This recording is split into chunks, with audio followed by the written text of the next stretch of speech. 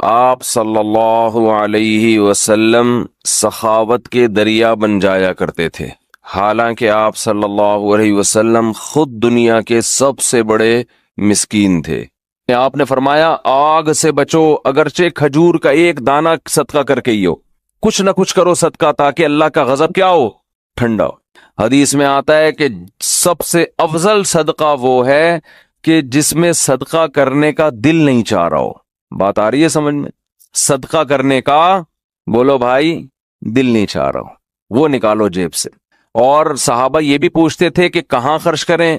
نبی نے فرمایا ہاں، پہلا فائدہ میں بتا دوں کہ دل کی اصلاح ہوتی ہے، دوسرا فائدہ ذہن کو سکون ملتا ہے، ڈپریشن اسٹریس ختم ہوتی ہے، تیسرا فائدہ اللہ کا غضب ٹھنڈا ہوتا ہے، گناہ انسان سے ہو جائے اللہ غضبناک ہوتے ہیں۔ آپ نے فرمایا آگ سے بچو، اگرچہ کھجور کا ایک دانہ صدقہ کر کے ہی ہو، کچھ نہ کچھ کرو صدقہ تاکہ اللہ کا غضب کیا ہو، ٹھنڈا ہو۔ سب سے پہلا حق اسلام نے آپ کے غریب ترین رشتہ داروں کا بنایا ہے۔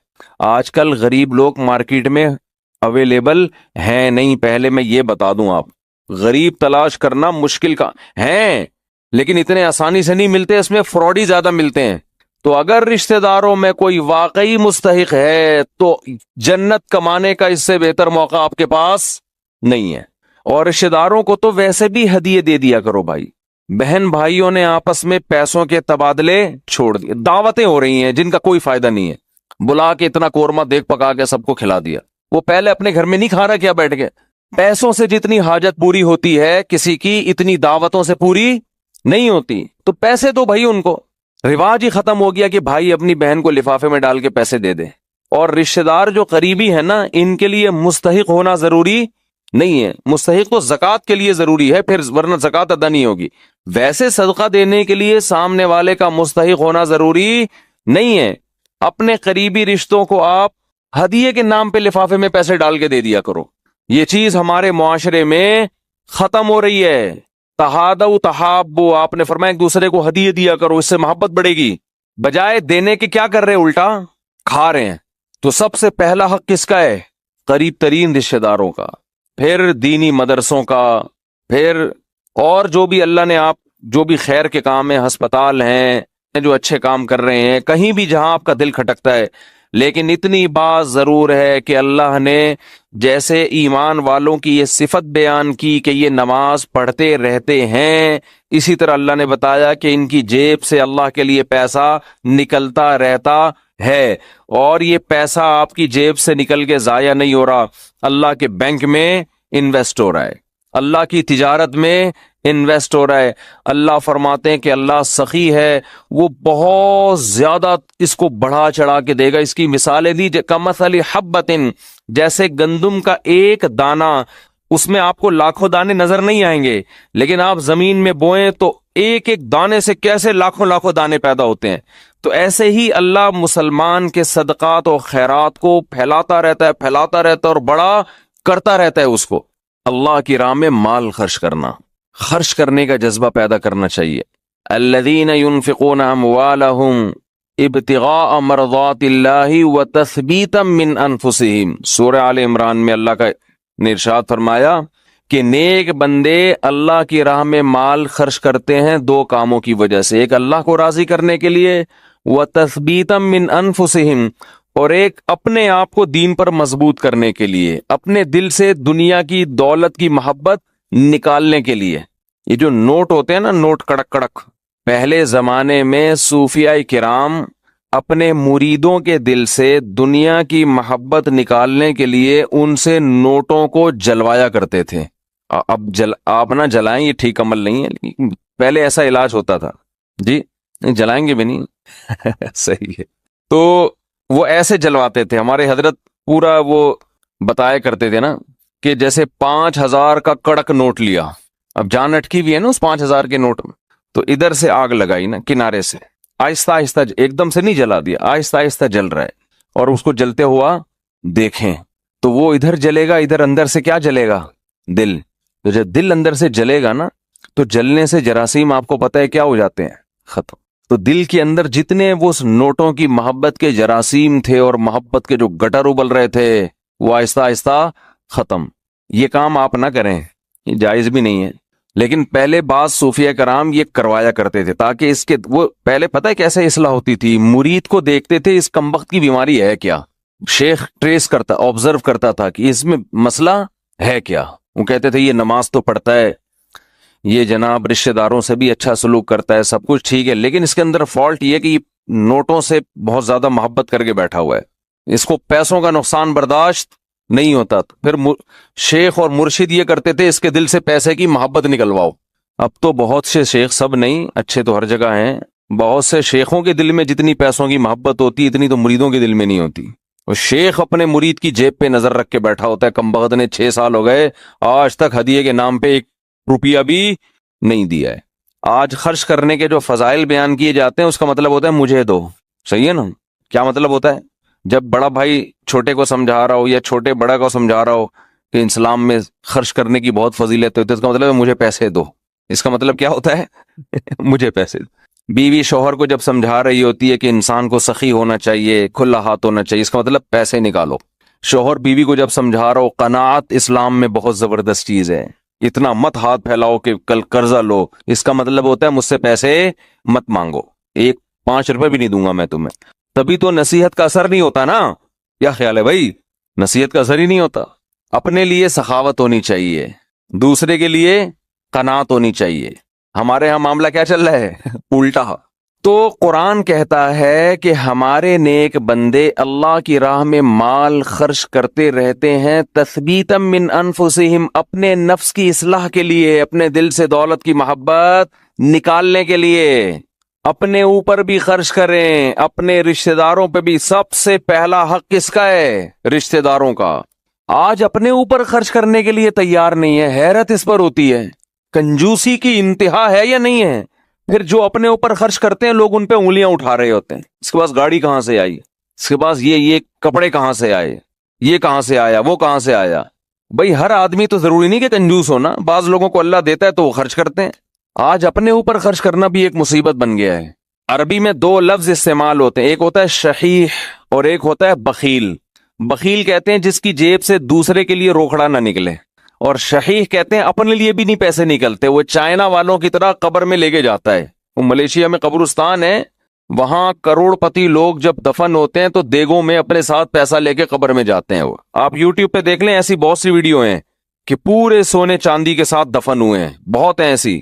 ہمیں ہمارے نبی نے فرمایا صلی اللہ علیہ وسلم، دنیا مسافر خانہ ہے، میری مثال اس سوار کی طرح ہے، کراکب استظل تحت شجرہ، ایک مسافر سفر کرتے کرتے درخت کے نیچے لیٹ گیا ہو، تھوڑی دیر سستانے کے لیے، آرام کے لیے، اس کے بعد اس نے موو کرنا ہے یہاں سے۔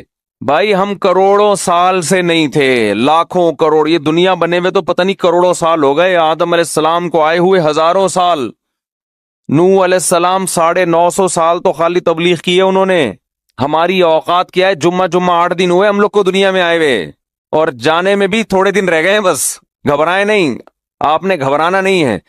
ٹھیک ہے، تو یہ میں آپ کو ڈرانے کے لیے یہ باتیں نہیں کر رہا، کیا آپ کہیں یار جمعہ 8 دن نہیں اور 4 دن رہ گئے جانے میں، یہ حقیقت ہے۔ تو موت سے ڈرنے کا فائدہ نہیں ہے، موت سے دوستی لگانے کا فائدہ ہے۔ دیکھو جس ڈاکو نے پیچھا کرنا ہی ہو، آپ کسی محلے میں رہتے ہیں، آپ کو پتا چل گیا یہاں ایک بندہ میرے پیچھے پڑا ہوا ہے، میری ہاتھ دھو کے مارے گا وہ مجھے یا مجھے پکڑے گا، تو آپ محلہ تبدیل کر لو گے؟ کیا خیال ہے کہ بھائی اس دہشت گرد کو تو محلے سے نکالا نہیں جا سکتا، خود ہی محلہ تبدیل کر لو۔ جیسے ہی آپ نے محلہ تبدیل کیا وہ دوسرے محلے میں پہنچ گیا، پھر وہ آپ تیسرے محلے میں گئے، وہ وہاں پہنچ گیا۔ اب آپ بھاگ بھاگ کے تھک گئے مگر وہ آپ کا پیچھا نہیں چھوڑ رہا، تو پھر آپ کیا کرو گے؟ وہی کرو گے جو امریکہ افغانستان میں کر رہا ہے، مذاکرات کی دعوت دو گے۔ آپ کیا کرو گے؟ بولو بھائی، قطر مذاکرات ہوں گے، یار بیٹھو آؤ، وہ تو کہہ رہے تھے 20 سال پہلے یہ کر لیتے مذاکرات، لیکن چلو دیر آئے درست ہے، وہ کہے گا آؤ بیٹھو مذاکرات کرتے ہیں۔ تو آپ بھی یہی کرو گے نا اس ڈاکو کے ساتھ کہ بھائی تمہیں کیا مسئلہ ہے، میری جان کے پیچھے ہاتھ دھو کے کیوں پڑ گئے؟ آؤ بیٹھو، پیسے چاہیے، کیا چاہیے تمہیں؟ تو آپ مذاکرات کے ذریعے کمپرومائز کی بولو کوشش کرو گے کہ یار اس سے جان چھڑانا مشکل نہیں ہے، فل ٹینشن ہے یہ آدمی، بیٹھ کے کچھ ٹاک شاک کر کے، کچھ باتیں کر کے، کچھ دوستی لگاتے ہیں، دشمنی ختم کرتے ہیں، آخری نتیجہ یہ نکلے گا کہ نہیں نکلے گا؟ تو قرآن کہہ رہے کوئی عام ڈاکو تمہارے پیچھے کیا لگے گا، انما تکونوا یدرککم الموت، موت جیسے تمہارا پیچھا کر رہی ہے نا، پیسے دنیا میں پولیس کسی کا پیچھا نہیں کرتی، سمجھ رہے ہیں، وہ بھی ایک وقت کے بعد آ کے چھوڑ دیتی ہے، موت ایسا پیچھا کر رہی ہے، یدرککم الموت، قرآن کہتے ہیں موت ایسے پکڑے گی تمہیں، آ کے ادراک کرے گی تمہارا، وہ جس دن سے پیدا ہوئے ہیں اسی دن سے پیچھے پڑی ہوئی ہے، اور اس نے بہت کوشش کی ہم کو قبر میں اتارنے کی۔ بچہ جب پیدا ہوتا ہے کئی حادثات اس کی زندگی میں آتے ہیں، بچ جاتا ہے، کئی بیماریاں حملہ کرتی ہیں، بچ جاتا ہے، جوانی میں آتا ہے کئی دفعہ حادثے ہوتے ہیں، بائک سے گرا، ایکسیڈنٹ ہوا، یہ ہوا وہ بچ گیا، وہ تو اس وقت سے اڑنگیاں دینے کی کوشش کر رہی ہے۔ اڑنگی سمجھتے ہیں، جب ہم اسکول جاتے تھے نا تو ایک دوسرے کو اڑنگی دیتے تھے ہم، اب تو بچے اسکول بھی ایسے تمیز سے جا رہے ہیں، تمیز سے آ رہے ہیں، کوئی نہ اڑنگی نہ کوئی شرارت، تو ان میں کوئی صلاحیت ہی پیدا نہیں ہو رہی، ایسے ممی ڈیڈی ٹائپ کے بچے نکل رہے ہیں۔ ہمارے دور کے اسکول تھے، مزہ آتا تھا اسکول میں، اتنا بھاری بھرکم بیگ لٹکا کے اسکول جاتے تھے، ساتھ والے کو شرارت ہوئی، تھوڑا سا آگے گئے، اس نے تھوڑا سا ٹانگ میں یوں کیا، بڑک جو ہے نا آگے گرے، پھر ہم بدلہ لینے کے پیچھے پڑے ہوئے تھے، اب ہم بھی اڑنگی دیں گے، راستے میں ہی پھڈا ہو رہا ہے، گتم گت مار رہے ہیں ایک دوسرے کو، پھر سلو ہو رہی ہے، پھر جا رہے ہیں، اس طرح سے ہم پونے گھنٹے میں اسکول پہنچتے تھے، پھر لیٹ ہونے کی وجہ سے پی ٹی ماسٹر کھڑے ہوئے ہوتے تھے وہاں پہ، ان کے سامنے ہاتھ پہ اب ڈنڈے کھاؤ، لیٹ کیوں پہنچ، اس سے ہاتھ مضبوط ہوتے تھے، حقیقت ہے نا۔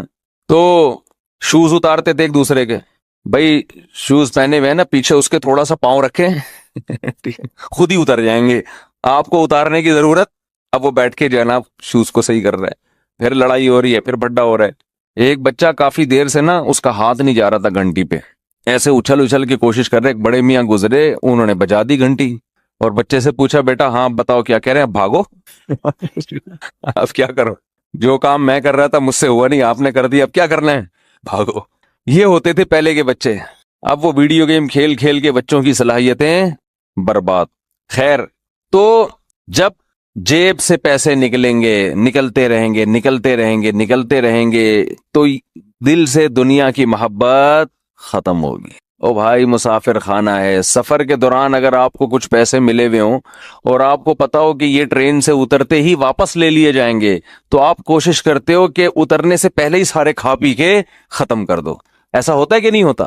تو بھائی ادھر قبر میں جاتے ہی یہ کفن میں جیب ہوتی ہے نہیں ہوتی نا جیب، تو آگے خالی ہاتھ جانا ہے۔ بچوں کی فکر کرتے ہیں لوگ بہت زیادہ، بچوں کا کیا ہوگا، بچوں کے لیے کچھ بنا بنو کے تھوڑا بہت کر دو بس، اور پھر بے فکر ہو جاؤ، دماغ کو ہٹاؤ ہر ان کاموں سے۔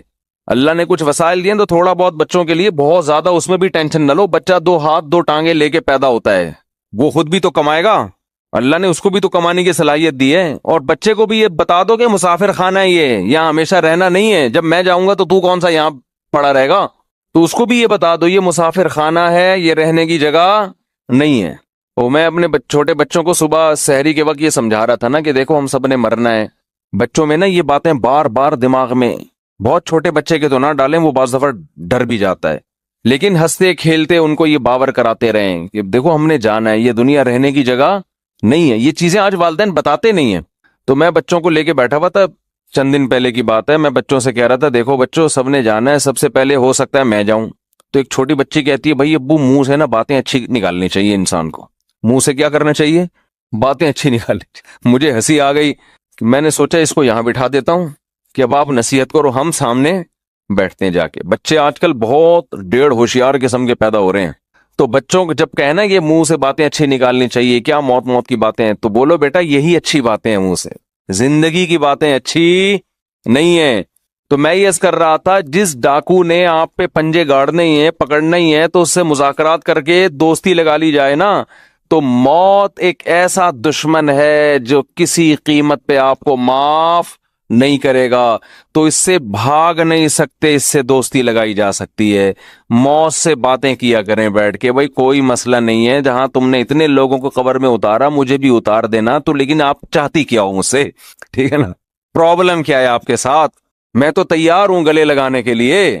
تو موت کہے گی کہ دیکھ میں جب کسی کو پکڑتی ہوں نا تو کسی سے کو دوست بن کے پکڑتی ہوں اور کسی کو دشمن بن کے، جس کا عمل اچھا ہو موت اس کے لیے ایک محبوب کو محبوب سے ملانے کا ذریعہ ہے، جس کا عمل اچھا نہیں ہے موت اس کے لیے ایک بہت بڑی آفت اور تباہی ہے۔ حضرت عمر کی شہادت کا جب وقت تھا تو فرمایا کہ مجھے جلدی دفنانا، حدیث میں آتا ہے نا کہ جب مردے کو ہم لے کے جا رہے ہوتے ہیں قبر میں، تو اگر وہ اچھی میت ہو، نیک عمل ہو، تو وہ کہتے ہیں جلدی لے کے جاؤ، وہ بزبان حال یہ کہہ رہا ہوتا ہے. اور اگر اس کا عمل برا ہے تو وہ کہتے ہیں مجھے کہاں لے کے جا رہے ہو تم. انسان اپنے عمل کی طرف جا رہا ہے، عمل کی طرف. انکا کادح الی ربک کدحا فملاقی، اے انسان تم میں سے ہر شخص رب کی طرف ایک عمل کر رہا ہے، اور عن قریب اس عمل سے اس کی ملاقات ہونے والی. جو کر رہے ہیں اسی سے ملاقات ہوگی، تو اچھا کر لو بھائی، کچھ اچھا کر لے تاکہ ملاقات ہو تو خوشی ہو. تو نبی صلی اللہ علیہ وسلم نے فرمایا اتقوا النار ولو بشق تمرہ. صدقات و خیرات کا سب سے پہلا فائدہ کیا ہے؟ آپ کے دل میں دنیا کی محبت ختم ہوگی، اور اس سے دنیا میں سکون ملے گا، آپ ریلیکس ہو جائیں گے.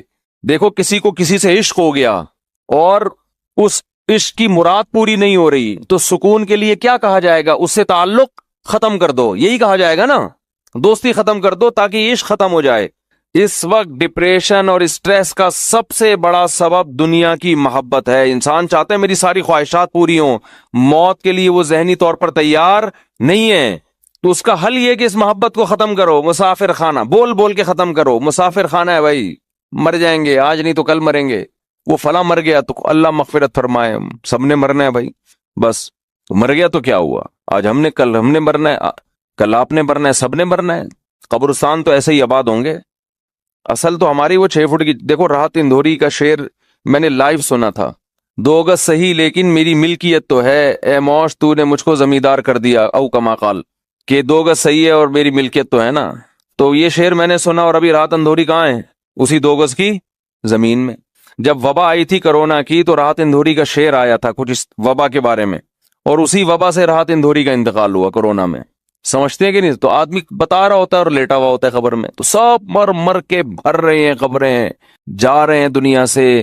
تو اس کا استحضار کرنا چاہیے، اور دل سے دنیا کی محبت نکالنے کے لیے وہ نوٹ خرچ کریں جس پر آپ کا دل سب سے زیادہ اٹکا ہوا ہو. جیسے نماز بہت کم لوگ پڑھتے ہیں، ایسے ہی اللہ کی راہ میں خرچ کرنے والے بھی بہت تھوڑے ہیں. رمضان میں آپ صلی اللہ علیہ وسلم سخاوت کے دریا بن جایا کرتے تھے، حالانکہ آپ صلی اللہ علیہ وسلم خود دنیا کے سب سے بڑے مسکین تھے. تو دنیا کے بارے میں یہ تصور دماغ میں بٹھانا کہ یہ مسافر خانہ ہے، فنا ہونے کی جگہ ہے، ختم ہونے والی زندگی ہے، یہ تصور بٹھانا اس وقت تک ممکن نہیں ہے جب تک جیب سے اللہ کی راہ میں کثرت سے پیسے خرچ کرنے کا جذبہ پیدا نہ ہو. اگر آپ پیسہ نہیں خرچ کرتے اللہ کی راہ میں، تو یہ اس کی علامت ہے کہ آپ اس دنیا سے جانے کے لیے تیار بولیں نہیں ہیں. اور اللہ کو جتنی نفرت اس دنیا سے محبت کرنے والے سے ہے، شاید کسی اور سے اللہ کو اتنی نفرت نہیں ہے.